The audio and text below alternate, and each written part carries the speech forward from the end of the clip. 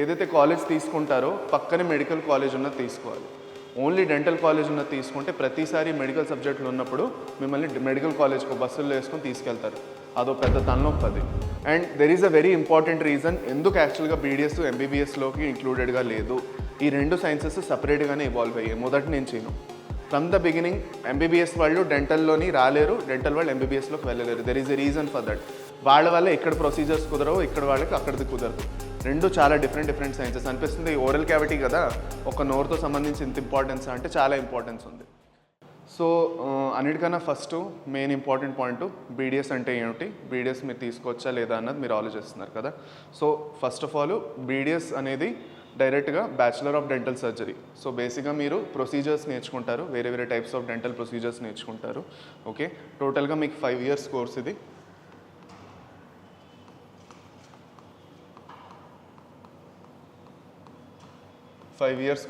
ఈ 5 yearsలో మీకు 4 years study ఉంటుంది, 4 years study, 1 year internship.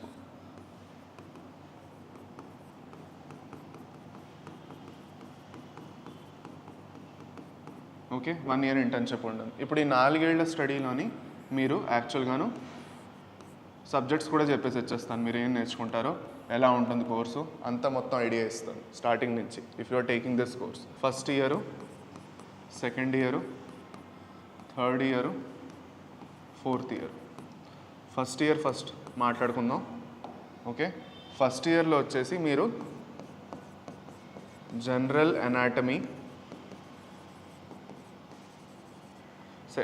Anatomy తర్వాత ఫిజియాలజీ, ఏదైతే ఇప్పుడు హ్యూమన్ ఫిజియాలజీ చదువుతున్నారో అదే, అండ్ బయోకెమిస్ట్రీ. థర్డ్ వచ్చేసి general anatomy, physiology and biochemistry. దాని తర్వాత థర్డ్ సబ్జెక్ట్ డెంటల్ సబ్జెక్ట్ వస్తుంది. ఇవి 2 medical subjects. General anatomy, physiology ఇంకా బయోకెమిస్ట్రీ మీకు మెడికల్ సబ్జెక్ట్స్. సో ఏదైతే కాలేజ్ తీసుకుంటారో పక్కనే మెడికల్ కాలేజ్ ఉన్నది తీసుకోవాలి.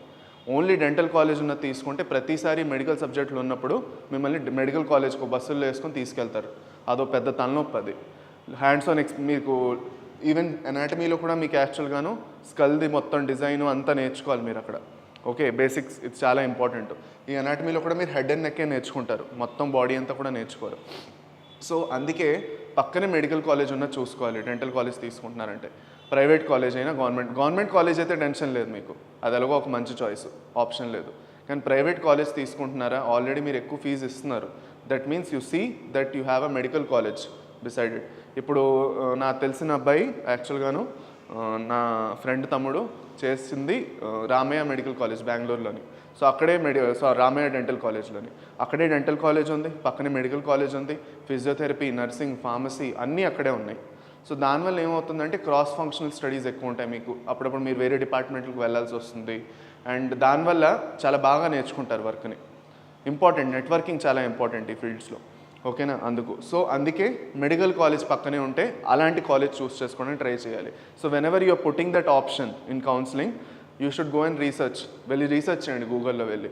ఆ పర్టికులర్ కాలేజ్ పక్కనే మెడికల్ కాలేజ్ ఉందా, లేదంటే ఎక్కడో దూరంగా తీసుకెళ్తున్నారా వాళ్ళు ఏమిటి మీకు తెలిసిపోతుంది. You have to research it.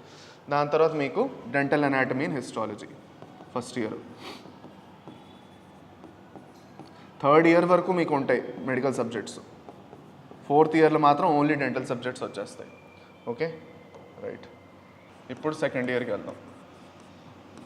ఇప్పుడు సెకండ్ ఇయర్లో వస్తూ ఫస్ట్ ఇయర్ది ఏదైతే టాపిక్స్ ఉన్నాయో చెప్తాను. ఇందులో బేసిక్ అనాటమీ నేర్చుకుంటారు, ఫిజియాలజీ అంటే హ్యూమన్ ఫిజియాలజీ ఏదైతే ఆల్రెడీ ఇప్పుడు చదువుతున్నారు మీరు అదే నేర్చుకుంటారు. బయోకెమిస్ట్రీలో మీరు ల్యాబ్లో ఎలాంటి డిఫరెంట్ టైప్స్ ఆఫ్ టెస్ట్ చేస్తారు కదా, దాని గురించి కొంచెం బేసిక్ ఐడియా వస్తుంది. అండ్ బేసిక్ బయోకెమిస్ట్రీ, బాడీలో ఎంజైమ్స్, బయోమాలిక్యూల్స్ చాప్టర్ చదువుతారు కదా మీరు, దాంట్లోనే ఇంకొక లెవెల్ ఎక్స్ట్రా అనమాట. దీని తర్వాత సెకండ్ ఇయర్కి వస్తారు. ఇప్పుడు ఇందులోనే ఇంకోటి చెప్దాం అనుకున్నాను, మర్చిపోయాను. డెంటల్ అనాటమీ, హిస్టాలజీలో బేసిక్స్ నేర్చుకుంటారు, ఫౌండేషన్ లెవెల్ డెంటల్. అసలు యాక్చువల్గా ఓరల్ క్యావిటీలో ఎన్ని పళ్ళు ఉన్నాయి ఏమిటి, ఒక్కొక్క పళ్ళు గురించి డీటెయిల్గా చదువుతారు. ఉన్న 32 టీత్ ఒక్కొక్కటి సపరేట్గా చదువుతారు, డీటెయిల్గా చదువుతారు. Okay, and there is a very important reason ఎందుకు యాక్చువల్గా బీడిఎస్ ఎంబీబీఎస్లోకి ఇంక్లూడెడ్గా లేదు. ఈ రెండు సైన్సెస్ సపరేట్గానే ఇవాల్వ్ అయ్యాయి మొదటి నుంచిను.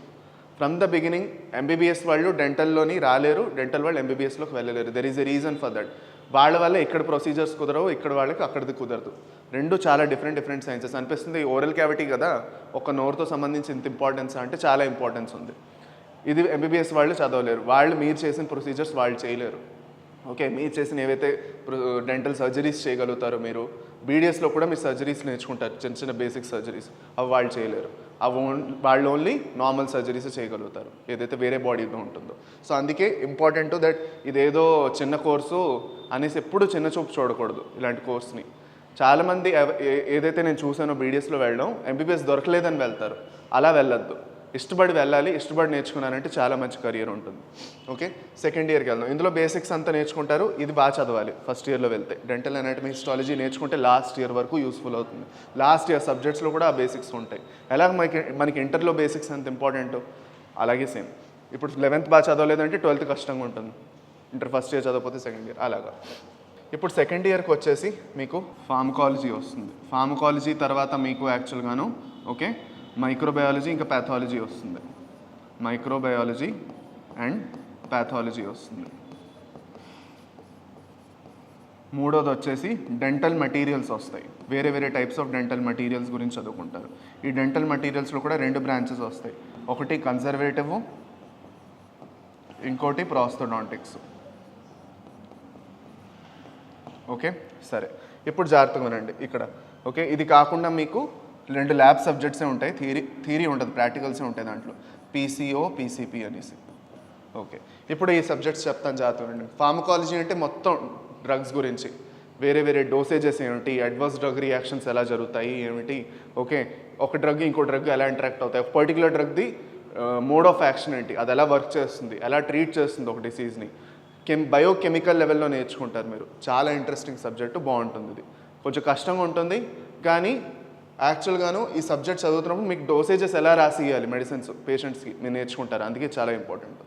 నెక్స్ట్ మైక్రోబయాలజీ ప్యాథాలజీకి వచ్చినట్లయితే మైక్రోబయాలజీలో ఏవైతే డిఫరెంట్ ఆర్గనిజం, ఇప్పుడు హ్యూమన్ హెల్త్ అండ్ డిసీజ్ చదువుతారు కదా, దాంట్లో ఆ హ్యూమన్ హెల్త్ అండ్ డిసీజ్నే మైక్రోబయాలజీని ప్యాథాలజీలో పెద్దగా చదువుతున్నారు అనుకోండి డీటెయిల్డ్గా, అదే అనమాట ఇక్కడ, ఇంకేమీ లేదు. సో వేరే వేరే మైక్రో ఆర్గనిజమ్స్ ఎలాంటి డిసీజెస్ కాజ్ చేస్తాయి, వాటిని ఎలా డయాగ్నోస్ చేస్తాం, మనం డయాగ్నోసిస్కి వేరే వేరే మెథడ్స్ వాడతాము, ఓకే ఎలా డిసీజెస్ డెవలప్ అవుతాయి ఇన్ ద ఫస్ట్ ప్లేస్ మన బాడీలో, ఇన్ఫెక్షన్స్ నాన్ ఇన్ఫెక్షన్స్ అన్ని రకాల డిసీజెస్ ఎలా డెవలప్ అవుతాయి. ఓకే, దాని తర్వాతే ఇది డెంటల్ సబ్జెక్ట్స్, ఇవి 2 మెడికల్ సబ్జెక్ట్సే. ప్రతి ఇయర్ మీకు 2 మెడికల్ సబ్జెక్ట్స్ ఉంటాయి 3 years వరకు. ఇది డెంటల్ సబ్జెక్ట్. ఈ రెండు సబ్జెక్టులు మీరు మెడికల్ కాలేజ్లో వెళ్ళి నేర్చుకుంటారు. సో అందుకే మెడికల్ కాలేజ్ కూడా చాలా ఇంపార్టెంట్, పక్కనే ఉంటే మంచి టీచర్స్ ఉంటారు అక్కడ, బాగుంటుంది. లేదు అంటే మోస్ట్ ఆఫ్ ద డెంటల్ కాలేజ్లో ఏదో కాలేజ్తో టైఅప్ పెట్టుకుంటారు, మెడికల్ కాలేజ్తో, అక్కడ తీసుకెళ్తారు, అదొక తలనొప్పి, ఇంకేమీ లేదు. అందుకే పక్కనే ఉండేటట్టు చూసుకోండి అంటున్నాను. నెక్స్ట్ కన్జర్వేటివ్, ప్రాస్తో 2 వస్తాయి. కన్జర్వేటివ్ అంటే ఇప్పుడు బేసిక్గా డెంటల్లో ఏంటంటే లెటస్తే నాన్న మీ పళ్ళు పుచ్చిపోతున్నాయి, ఓకే పళ్ళు పుచ్చిపోతున్నాయి రైట్, అండ్ ఇప్పుడు పుచ్చిపోవడం ఇప్పుడే జస్ట్ స్టార్ట్ అయిందంటే డెంటల్లో ఏమంటారంటే ఫస్ట్ కన్జర్వేటివ్ అప్రోచ్ తీసుకుందాం, ముందే పళ్ళు తీసి పారేయకుండా ఏదైతే పుచ్చిపోతున్న పోర్షన్ ఉందో దాన్ని రిమూవ్ చేసేసి దాన్ని ప్రొటెక్ట్ చేద్దాం. ఓకే, లేదు లోపల పల్ప్ అది ఉంటుంది, దాన్ని రిమూవ్ చేద్దాం. ఇప్పుడు మీరు డైజెషన్ అండ్ అబ్జార్ప్షన్ చదువుతారు కదా, టూత్ ఎనాటమీ మంచిగా చదవలేదా? బేసిక్ టూత్ ఎనాటమీ తెలుసు కదా, బయట ఇనామెల్, లోపల డెంటెను, అన్నిటికన్నా లోపల పల్పు, రూట్ ఉంటుంది కదా. ఆ పల్ప్ ఇన్ఫెక్ట్ అయితే ఆ పల్ప్ వరకు కూడా వెళ్ళిన ఇన్ఫెక్షన్ పర్వాలేదు, రూట్ వరకు వెళ్ళకూడదు. రూట్ వరకు వెళ్తే చేసేదేమీ లేదు, తీసేయాలి.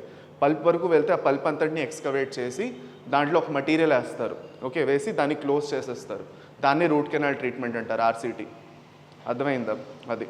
సో అది కూడా మీరు నేర్చుకుంటారు. సో దాంతో సంబంధించి ఎలాంటి మెటీరియల్స్ ఉంటాయి, సిమెంట్స్ అవి నేర్చుకుంటారు. ప్రాస్థోడాంటిక్స్లో వచ్చి ఇప్పుడు ఫర్ సపోజ్ కొంతమందికి మొత్తం కింద జా అంతా పోయింది పెద్దవాళ్ళకి, సో మొత్తం డెంచర్స్ పెడతారా, ఆ డెంచర్ మెటీరియల్స్ గురించి నేర్చుకుంటారు. పార్షియల్ డెంచర్స్ కూడా ఉంటాయి, కొన్ని పళ్ళు పోతాయి దానికైనా డెంచర్స్ ఇస్తారు. సో అవన్నీ నేర్చుకుంటారు, ఎలాంటి మెటీరియల్స్ ఉంటాయి. అండ్ ఈ పీసీఓ పీసీపీలోని ఈ మెటీరియల్స్ని ఎలా యూటిలైజ్ చేయాలో నేర్చుకుంటారు. బేసిక్స్ ల్యాబ్ లెవెల్లో మీకు నేర్పిస్తారు. ఓకే అయింది. థర్డ్కి వద్దాం. థర్డ్ ఇయర్కి వస్తూ మీకు జనరల్ మెడిసిన్ ఇంకా జనరల్ సర్జరీ వస్తాయి. ఇది చదివినప్పుడు మీకు యాక్చువల్గా డాక్టర్ అయినట్టు ఫీలింగ్ వస్తుంది ఇంకా, ఎందుకంటే మీరు యాక్చువల్గా డిసీజెస్ గురించి చదువుతారు, వాటి ట్రీట్మెంట్స్ చేస్తారు, సర్జరీస్ గురించి నేర్చుకుంటారు, వేరే వేరే కాంప్లికేటెడ్ సర్జరీస్ గురించి నేర్చుకుంటారు. చాలా బాగుంటాయి. ఇవి 2 medical subjects. Okay, purely medical subjects చాలా చాలా important. Okay, so as a dentist మీరు అంతా మెడికల్ సబ్జెక్ట్స్ ఎక్కువ చదువుతున్నారు, ఇప్పటివరకు చూసి ఉంటారు అది. సో అందులో ఓన్లీ డెంటల్ ఉంది, పళ్ళ గురించి నేర్చుకుంటున్నారని కాదు, ఓవరాల్ మొత్తం నేర్చుకుంటున్నారు మీరు కూడా. ఓకే, నౌ కానీ ఒక ఫ్యాసినేటింగ్ పాయింట్ ఏంటో తెలుసా, ఎంబీబీఎస్ వాళ్ళు డెంటల్ గురించి ఏమీ నేర్చుకోరు, జీరో. మీరు ఇక్కడ రెండు నేర్చుకుంటున్నారు. సో మీ నాలెడ్జ్ ఇంకా వాళ్ళకన్నా బెటర్గా ఉంటుందంటాను నేనైతే. అది సరే. ఇప్పుడు ఇక్కడ మూడోది వచ్చేసి మనకి థర్డ్ సబ్జెక్ట్ వచ్చేసి మీకు యాక్చువల్గాను జనరల్ మెడిసిన్, జనరల్ సర్జరీ తర్వాత ఓరల్ ప్యాథాలజీ అని ఉంటుంది. ఇందులో మొత్తం ఓరల్ క్యావిటీలోని, ఫేషియల్లోని, అంటే ఈ మొత్తం ఏరియాలో డిఫరెంట్ టైప్స్ ఆఫ్ డిసీజెస్ గురించి అవన్నీ నేర్చుకుంటారనమాట. ఎలా అంటే అలాంటి వేరే టైప్స్ ఆఫ్ డిసీజెస్ ఉంటాయి, both infectious, non infectious diseases, autoimmune disorders, cancers అన్నీ నేర్చుకుంటారు డీటెయిల్గా. ఇంత దిబ్బ బుక్ వస్తుంది మీకు, చాలా ఎక్కువ పోర్షన్ ఉంటుంది చదవడానికి, కానీ చాలా ఇంపార్టెంట్. అది మీరు నేర్చుకున్నారంటే ఓకే, చాలా బాగా నేర్చుకుంటారనమాట వేరియస్ డిసీజెస్ గురించి. ఇప్పుడు లాస్ట్ ఇయర్కి వస్తాం, last and final year, fourth ఇయర్కి వస్తున్నాం. ఫోర్త్ ఇయర్కి వస్తూ మీకు మొత్తం ఒక్కొక్క డిపార్ట్మెంట్ ఒక్క సబ్జెక్ట్, 8 డిపార్ట్మెంట్స్ ఉన్నాయి డెంటల్లో మీకు. ఒకటి మీకు యాక్చువల్గా టోటల్గా 8 సబ్జెక్ట్స్ ఉంటాయి ఇక్కడ మీకు, 8 డిపార్ట్మెంట్స్ ఉన్నాయి. కన్జర్వేటివ్ అంటే ఇప్పుడు నేను రూట్ కెనాల్ ట్రీట్మెంట్ చెప్పాను, దాన్ని ఎండోడాంటిక్స్ అంటారు. దాని తర్వాత మీకు ప్రాస్థోడాంటిక్స్ అంటే డెంచర్స్ అవిను. ఆర్థోడాంటిక్స్ వస్తుంది మూడోది, బ్రేసెస్ అవి పెడతారు కదా. ఓకే, ఫర్ సపోజ్ కొంతమంది పళ్ళు ఇటుపక్క వేరే డైరెక్షన్స్లో వెళ్తాయి, సో అన్నీ సెట్ చేయడానికి. ఆర్థో అంటే బోన్ మూమెంట్ని పూర్తిగా గమనించేస్తున్నారు మీరు. సో బోన్ ఏదైతే ఉన్నదో వైడ్గా ఉంది, దాన్ని క్రౌడ్ చేస్తున్నారు, అంటే ముందుకు తోస్తున్నారు. లేదంటే కొంతమంది పళ్ళు క్రౌడెడ్గా ఉంటాయి, గ్యాప్స్ క్లోజ్ చేస్తున్నారు, లేదంటే దగ్గరగా ఉంటే దూరం చేస్తున్నారు. సో బోన్ యాక్షన్ ఇంప్రూవ్ చేస్తున్నారు మీరు. ఓకే, బోన్లో మొత్తం స్ట్రక్చరే మారుస్తున్నారు మీరు, అందుకే దాన్ని ఆర్థోడాంటిక్స్ అంటాం. ఇదో నేను ఓన్లీ బ్రేసెస్ ఒకటే ఎగ్జాంపుల్, దాంట్లో ఇంకా బోల్డ్ ఉన్నాయి యాక్చువల్గా. ఓకే, దాని తర్వాత నెక్స్ట్ వచ్చేసి మీకు ఫోర్త్ది వస్తుంది surgery. Okay, oral and maxillofacial surgery, మొత్తం ఫేషియల్ సర్జరీ, ఓరల్ సర్జరీస్ అన్నీ నేర్చుకుంటారు. ఓకే, అక్కడ వెళ్ళి మీరు యాక్చువల్గా మేజర్ సర్జరీస్ చేస్తారు ఓఎంఎఫ్ఎస్లోని. దాని తర్వాత ఇంకా పీరియోడాంటిక్స్ వస్తుంది పిల్లలది. దాని తర్వాత పిహెచ్డి పబ్లిక్ హెల్త్ డెంటిస్ట్రీ వస్తుంది. పీరియోడాంటిక్స్ వస్తుంది. పెరియో అంటే మొత్తం రూటు, పెరియోడాంటల్ లిగమెంటు, అటుపక్క అంత ఏరియాలో ఏదైతే ప్రాబ్లమ్స్ ఉంటాయో. ఇలాగా మీకు టోటల్గా 8 సబ్జెక్ట్స్ ఉంటాయి. ఈ 8 సబ్జెక్ట్స్ను 8 డిపార్ట్మెంట్స్ అనమాట. ప్రతిరోజు మార్నింగ్ మీకు పోస్టింగ్ ఉంటుంది ఆ సబ్జెక్ట్లో, ఆ డిపార్ట్మెంట్లో. మీరు వెళ్ళి ఆ సబ్జెక్ట్ని ప్రాక్టికల్గా నేర్చుకుంటారు. దాని తర్వాత మధ్యాహ్నం థియరీ క్లాసెస్ ఉంటాయి. అలాగా మీకు ఒక్కొక్క నెల ఒక్కొక్క దగ్గర పోస్టింగ్ ఉంటుంది. నేర్చుకొని అన్ని సబ్జెక్ట్స్ నేర్చుకుంటారు. అందుకే ఎంబీబీఎస్కి బీడీఎస్కి ఇదే మెయిన్ డిఫరెన్స్. ఒక బీడీఎస్ స్టూడెంట్ తన ఇంటర్న్షిప్ అయిన తర్వాత డైరెక్ట్గా క్లినిక్ పెట్టుకొని హాయిగా వర్క్ చేసుకోవచ్చు. కానీ ఎంబీబీఎస్ స్టూడెంట్స్ అలా చేయలేరు. They have to do a specialization చేసిన తర్వాతే దే గెట్ రికగ్నిషన్. బీడీఎస్ చేసిన తర్వాత మీరు ఎండీఎస్ చేయకపోయినా పర్వాలేదు, మీకు ఎంతోమంది డెంటిస్టులు కనిపిస్తారు. జస్ట్ బీడీఎస్ చేసి they are doing clinic and they are doing really well. They are well settled in life, they are earning really well as well. అది సో ఇదొక అడ్వాంటేజ్ బీడీఎస్కి ఉన్నది, ఎంబీబీఎస్కి లేదు. ఎంబీబీఎస్ మాత్రం చేస్తే సరిపోదు, you have to do masters, లేదంటే ఒక లూప్లో స్టక్ అయిపోతారు. మీకు నెంబర్ ఆఫ్ ఆప్షన్స్ చాలా తక్కువ అయిపోతాయి అక్కడ. అది ఓకే. సో 8 సబ్జెక్ట్స్ ఉంటాయి ఇక్కడ. 8 సబ్జెక్ట్స్ అయిన తర్వాత లాస్ట్లో మీకు ఇంటర్న్షిప్ 1 ఇయర్ ఉంటుంది. 1 ఇయర్ ఇంటర్న్షిప్లో కూడా మీకు 2 మంత్స్, ఒక మంత్ ఏం చేస్తారంటే మీకు ఒక దూరమైన ఒక సిటీకి ఎక్కడైనా పంపిస్తారు, క్యాంప్కి పంపిస్తారు 1 ఇయర్. ఇంకొక 1 మంత్, ఇంకొక 1 మంత్ మీకు ఏమైనా వేరే హాస్పిటల్కి పంపిస్తారు, ఎక్స్చేంజ్ లాగా అనమాట. ఆ డెంటల్ హాస్పిటల్ నుంచి ఇక్కడికి, ఈ హాస్పిటల్ నుంచి. సో ఇక్కడి వరకు మీరు డాక్టర్ అయిపోయి ఉంటారు. Okay, you're a doctor when you're in intern. Okay, already అది ఓకే. 1 minute. ఓకే, అది సో ఇది నాన్న. ఓకే, బీడీఎస్ అంటే. బీడీఎస్ తర్వాత ఎండిఎస్లోని మళ్ళీ మీకు ఈ 8 సబ్జెక్ట్స్ ఏవైతే నేను చెప్పానో వాటిలో సపరేట్గా వెళ్ళొచ్చు, మాస్టర్స్ చేసుకోవచ్చు మీరు. అది కూడా ఉంది ఆప్షను, లేదంటే మీరు క్లినిక్ అయినా పెట్టుకోవచ్చు. సో 5 ఇయర్స్ తర్వాతే మీరు సెటిల్ అయిపోవచ్చు లైఫ్లో. లేదు అంటే ఇంకో 3 ఇయర్స్ మీరు ఎండిఎస్ చేసినా సెటిల్ అవ్వచ్చు. అకాడమిక్గా ఎవరైనా వెళ్దాం అనుకుంటున్నారంటే ఇప్పుడు లెక్చరర్ పోస్ట్ చేద్దాం, లెక్చరర్గా వెళ్దాం, లేదు అంటే యాక్చువల్గాను కాలేజ్లో చదివిద్దాం ఉంది, లేదంటే నాకు ఆ సబ్జెక్ట్లో ఇంకా బాగా నాలెడ్జ్ కావాలి, నేను స్పెసిఫిక్గా ఎండోడాంటిస్ట్, లేదంటే ఆర్థోడాంటిస్ట్, లేదంటే ప్రాస్థోడాంటిస్ట్ అవుదాం అనుకుంటున్నానంటే మాస్టర్స్ చేస్తారు, లేదంటే బీడీఎస్ చేసినా కూడా చాలు. అది so this is the entire idea about BDS. Okay, ఇప్పుడు బీడీఎస్లో నేను చెప్పినట్టు main important point, government college దొరికితే కళ్ళకు అదుకొని తీసేసుకోవచ్చు, తలనొప్పే లేదు. ప్రైవేట్ కాలేజ్ వస్తే పక్కనే మెడికల్ కాలేజ్ ఉన్నట్టు చూసుకోండి. కేటగిరీ ఏ తీసుకోండి, బి తీసుకున్నంత సీన్ ఏమీ లేదు. అంత ఫీజులు కట్టేసి లక్షల్లోని అక్కర్లే లేదు, నాట్ వర్త్ ఇట్, అంతేమీ లేదు. ఏదైనా whether it is MBBS or BDS or any other course, అన్ని ల్యాక్స్ ఆఫ్ ఫీజ్ పే చేసే అంత ఏ కోర్స్కి వాల్యూ లేదు. అర్థమైందా? అది సో ఎప్పుడు అది గుర్తుపెట్టుకోండి. ఓన్లీ కేటగిరీ ఏ సీటు, లేదంటే గవర్నమెంట్ సీట్. మీ ఎయిమ్ ఎప్పుడు గవర్నమెంట్ సీట్కే ఉండాలి. Even for this year or next year government సీటే ఫస్ట్ ఎయిమ్ ఉండాలి.